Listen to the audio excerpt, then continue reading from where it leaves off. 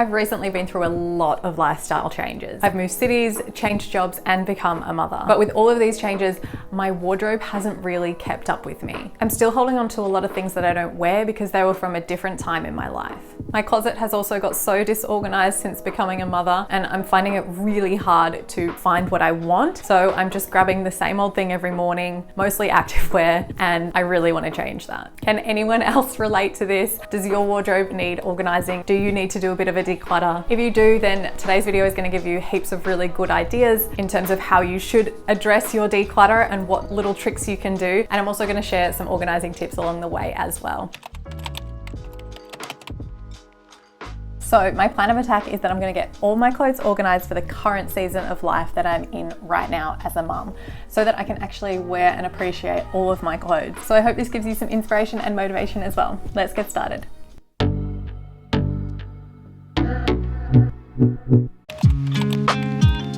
So here we are, day one. I've got my hair tied up and I'm ready for business. So I'm gonna start a bit differently today to my normal declutters because I'm a little bit pressed for time. I have a baby napping in the other room. I don't have the luxury of pulling everything out of my entire wardrobe and then going through everything. So I'm gonna do this day by day when my baby is napping. I'm gonna start with my dresses. This is an area that is really bothering me. What I'm gonna do is pick out one by one, and I'm gonna make 3 piles here on the bed in front of me. My yes, my maybe, and my no. And as I pick out one dress at a time, I'm going to just go as fast as possible and go with my gut instinct. The first thing that I think of in my head, and then I'm gonna reevaluate my 3 piles at the end. Let's go.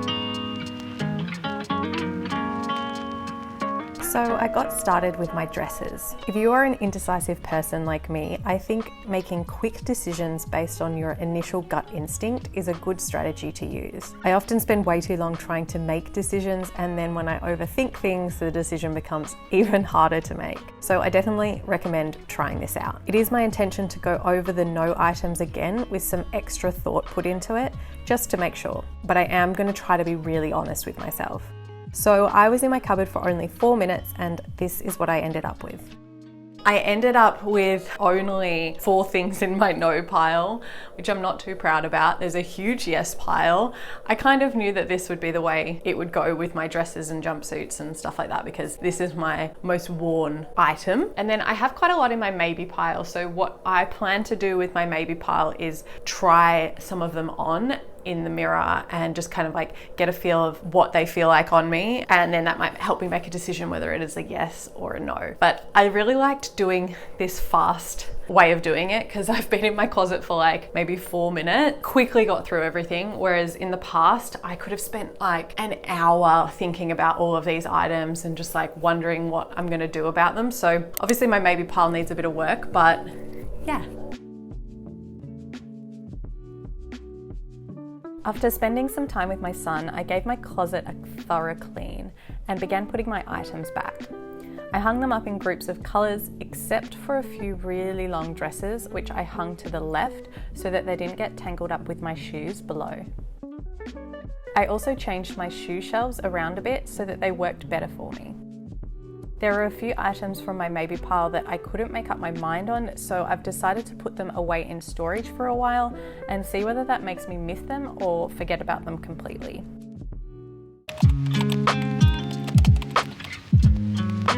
So one other thing I did while I was decluttering was had my notepad and wrote down anything that I learned about the items that I was getting rid of along the way. And with the dresses, there was one thing that I found in common. Each dress that I let go of was almost the perfect dress, but each of them had one small tiny thing wrong about them, which led me to never wear them. And I feel like this is definitely a learning point for me to write down. When I am shopping for things, as much as I might love an item so much, if there's that little thing that's bothering me a little bit, I really have to let go and not get that item and bring it into my wardrobe, because ultimately it will end up not being worn. I'm hoping that I learn a bit more towards the end of the video as well. I'm going to keep writing down all the things I learned, and then what I intend to do is write this list up and stick it somewhere that I'm going to see it in my wardrobe every day or every couple of days, so that it's like a reminder to me about what I've done wrong in the past, and hopefully I won't make those same mistakes again.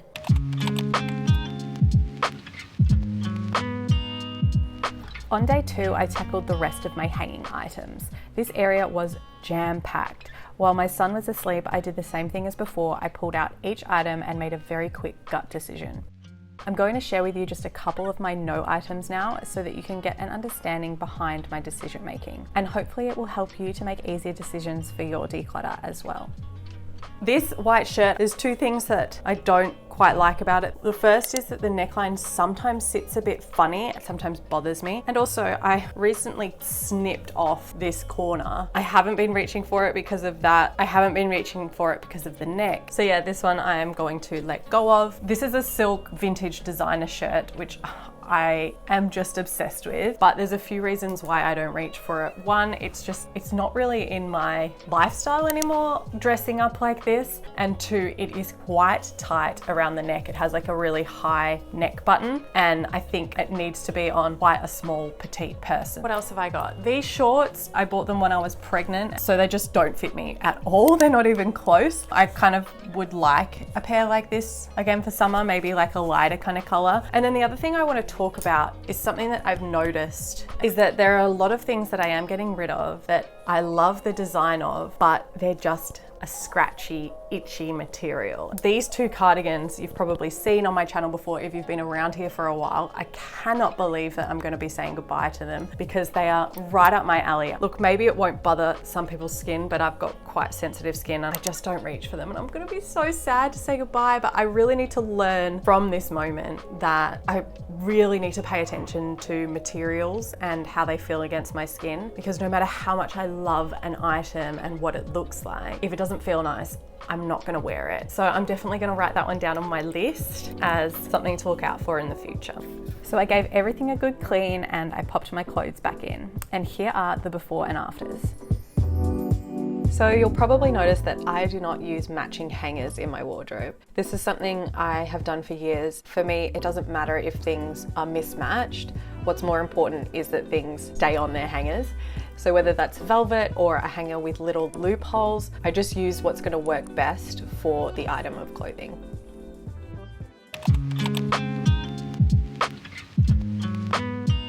Day 3 was left for these deep shelves that I share with Alex. I'll admit that I was avoiding this area because I really didn't know what I was going to do to make it work better for us. There's a lot of dead space in this area, so I want to reconfigure the shelves and maybe invest in some different storage solutions. I spent a lot of time just staring at the cupboard and scratching my head. I was in deep thinking mode. I ended up deciding to take some measurements and go online for some inspiration. I took everything of mine out of the cupboard, including my off-season storage boxes, and this is what I was left with. As you can see, the middle shelf is so big and deep, and that's where we lose a lot of space. So after going through so many different options in my head with how to use this space better, I ended up deciding to get an entirely new shelf made. So that is the shelf there. And I'm gonna slot that in here. It just seemed to be the cheapest option without having to go onto Amazon and buy a whole bunch of like drawers or plastic containers, and I just paid someone on Airtasker to do it for me. I've done it before for a kitchen shelf and it was just a really easy solution. So I'm gonna pop the new shelf in now and see how it works. Hey, I'm just getting this shelf put in and I'm filming it for my YouTube video. A few minutes later, the new shelf was in and I was ready to put my clothes away. I played around with the configuration of containers for a while until I found the best layout for us. The containers I use for organising my clothes are a collection of things I've found in charity shops and on Facebook Marketplace, as well as some old boxes. Like I mentioned earlier, I don't mind if things are mismatched inside my wardrobe. It's not about the way it looks, it's more about the functionality. I decided to call Alex in to have a look so I could gloat. Hey Al, come have a look. Ooh, cool. So we got a new shelf. That's the one that he built. What's changed? I don't get it. Look, that's your entire shelf now. You don't have to share with me. Yeah. That's cool. I like that. All your underwear and socks. You're welcome. Thanks. Now you can fold all this. So here are the before and afters of our shelving area.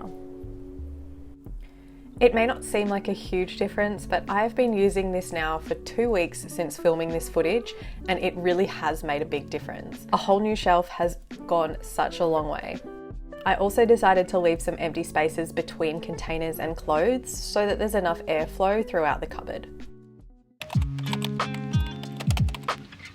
Something I've been doing for years in my wardrobe is having this little bin here in the corner. It's just an old Tupperware container, and rather than having a huge bin in my bedroom, I just have this one in the wardrobe, and I'm finding that I'm filling it up all the time. Just little bits of thread, tissues, tags, random bits and bobs are always going in this bin, and it's just such an easy thing to have in the wardrobe.